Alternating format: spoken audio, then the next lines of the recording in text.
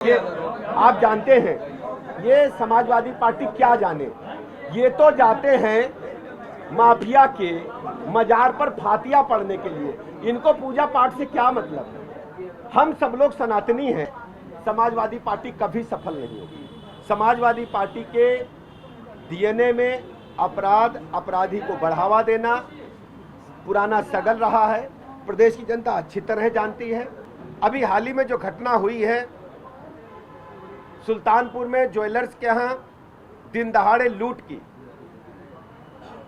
कई दिनों से अखबारों में, सोशल मीडिया में, इलेक्ट्रॉनिक मीडिया में विपक्षी पार्टियां, खासकर समाजवादी पार्टी के लोग जिस ढंग से डकैतों का संरक्षण करने का काम कर रहे हैं, अपराधियों को संरक्षण करने का काम कर रहे हैं, उनको अपने परिवार का बता रहे हैं। प्रदेश की जनता के समक्ष कुछ तथ्य मैं रखना चाहता हूं। सुल्तानपुर की घटना में प्रदेश की पुलिस ने तत्परता दिखाते हुए, चूंकि आधुनिक युग है, इलेक्ट्रॉनिक इंटेलिजेंस का युग है, हमारी सरकार ने सभी तथ्यों को गंभीरता के साथ जांच के दायरे में लेते हुए सर्विलांस के आधार पर, सीसीटीवी फुटेज के आधार पर तथ्यों को जानकारी एकत्र की। जो लोग वांछित थे, सीसीटीवी फुटेज के आधार पर उनकी मोबाइल लोकेशन निकाल करके वांछित लोगों की पड़ताल करके, पहचान करके कार्रवाई प्रारंभ की। उस कार्रवाई के दौरान जो अपराधी पकड़े गए वो पुलिस मुठभेड़ में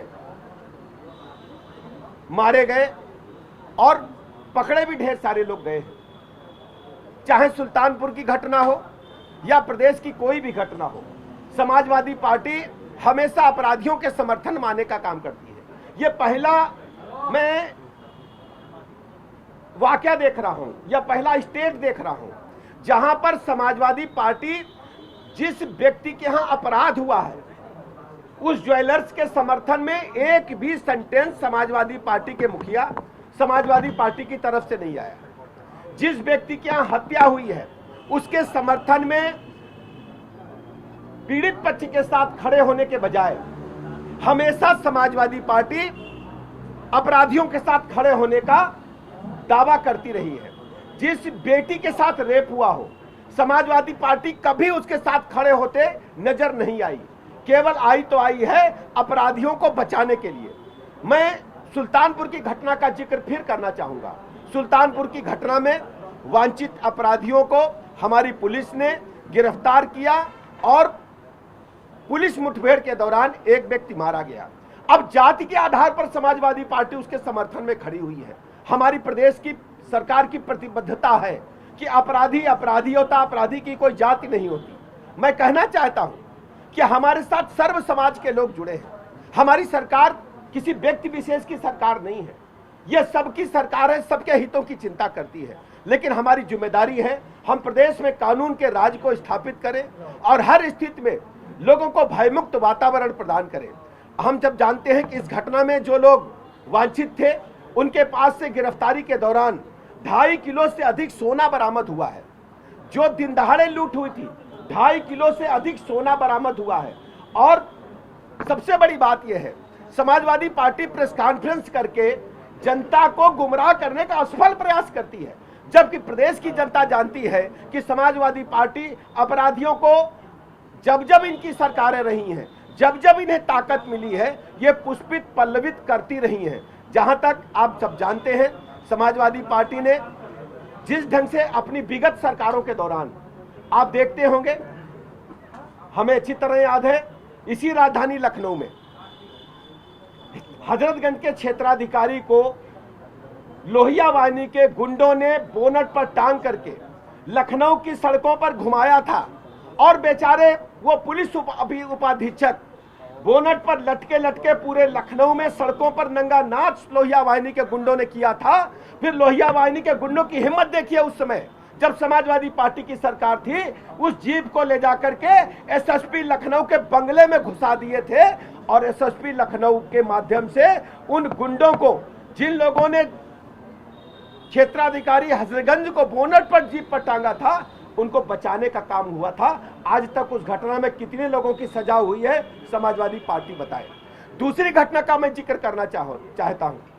बदायूं में 2 बहनों के साथ जो घटना घटित हुई थी, पूरे देश और दुनिया में चर्चा हुई थी। समाजवादी पार्टी आज तक उस बारे में कोई स्पष्ट बयान नहीं दे पाई है कि समाजवादी पार्टी की सरकार में किस ढंग से बहु बेटियों की इज्जत आबरू लूट करके उनकी हत्या करके पेड़ पर टांगा जाता था। तीसरी घटना मैं आपको याद दिलाना चाहता हूं। मथुरा के जवाहर बाग कांड को कौन भूलेगा।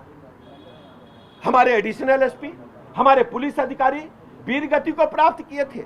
अपराधी जो समाजवादी पार्टी की सरकार के संरक्षण में थे, कई दिनों तक गोलियां चली थी, गोला बारूद इकट्ठा करके रखे थे।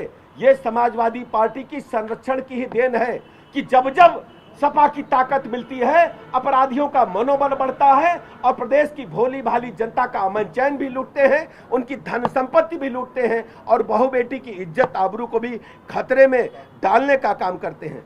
और मुजफ्फरनगर कांड को कौन भूलेगा।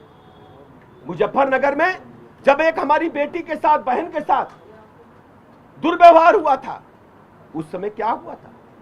केवल आपने वोट के चक्कर में, केवल वोट के बंटवारे के चक्कर में आपने किसी व्यक्ति को छोड़ दिया था, गिरफ्तारी नहीं हुई थी। पूरे देश ने शर्मनाक स्थिति का सामना किया था। मुजफ्फरनगर दंगे में कितने लोग मारे गए थे जो निरपराध थे। समाजवादी पार्टी को जवाब देना चाहिए। और हम आज कहना चाहते हैं, समाजवादी पार्टी का डीएनए ही ऐसा है, समाजवादी पार्टी की व्यवस्था ही ऐसी है। जब जब वो सरकार में आते हैं, गुंडे, माफिया, मवाली सारे लोग कॉलर खड़ा करके प्रदेश की जनता के ऊपर रोड रोलर चलाने का काम करते हैं, रोड रोलर चलाने का काम करते हैं, जनता को कुचलने का प्रयास करते हैं। ये भारतीय जनता पार्टी की सरकार है, ये किसी अपराधी को बकसने वाली सरकार नहीं है। हर स्थिति में दूध का दूध, पानी का पानी होगा। अपराधियों को कड़ी से कड़ी सजा देने की काम हमारी सरकार अदालत के माध्यम से करेगी। हम सब जानते हैं, बहु बेटी पर अत्याचार, अनाचार सर्वाधिक समाजवादी पार्टी की सरकार में होता था। लेकिन आप लोग एनसीआरबी के आंकड़े उठा करके देखेंगे, बहु बेटी पर अत्याचार, अनाचार हमारी प्रदेश की सरकार में कम हुआ है। और सर्वाधिक सजा दिलाने वाली अगर कोई सरकार है तो उत्तर प्रदेश सरकार है। अदालत के माध्यम से आप एनसीआरबी के आंकड़े देख सकते हैं। जहां तक अखिलेश यादव जी बार बार सवाल उठाते हैं कि मां के आंसू समझ में नहीं आते, मैं उनसे पूछना चाहता हूं, उत्तर प्रदेश में अपराधियों ने जिस ढंग से भोले भाले लोगों की संपत्ति को लूटा है, खुलेआम असलहे के बल पर अपहरण किए हैं, खुलेआम असलहे के बल पर के रेप हुए हैं, खुलेआम जमीन पर कब्जा हुए, सरकारी ठेकों पर लूट हुई है समाजवादी पार्टी के शासनकाल में, क्या उन घटनाओं पर वो श्वेत पत्र जारी करेंगे? मैं अखिलेश यादव जी से, समाजवादी पार्टी के मुखिया से पूछना चाहता हूं। अभी हाल ही में जो घटनाएं हुई हैं, कन्नौज की घटना कौन किया है? मैं अपने पत्रकार मित्रों से पूछना चाहता हूं, कन्नौज की घटना में कौन शामिल है? हमारी बेटी को रात में अपने कमरे में बुलाकर विद्यालय में रात में कर क्या रहे थे प्रबंधक महोदय? यह कोई जवाब अखिलेश यादव नहीं दे पाएंगे, समाजवादी पार्टी के लोग नहीं दे पाएंगे कि रात को समाजवादी पार्टी के नेता जो हैं वो रात को अपने कॉलेज में कर क्या रहे थे महिलाओं के साथ में। हमारी बेटी को बुलाकर के जिस ढंग से दुष्कृत्य किया है, प्रदेश की जनता कभी समाजवादी पार्टी को माफ नहीं करेगी।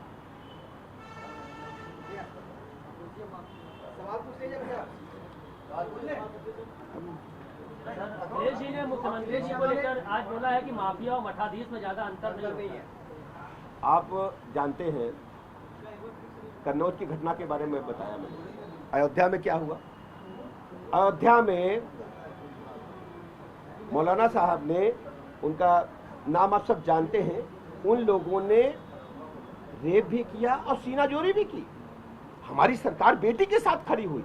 पूरे प्रदेश की जनता जानती है कि हर स्थिति में हम बेटी के साथ खड़े मिलेंगे। जो पीड़ित परिवार है, हमारी सरकार की प्रतिबद्धता है कि हम पीड़ित पक्ष के साथ खड़े होंगे।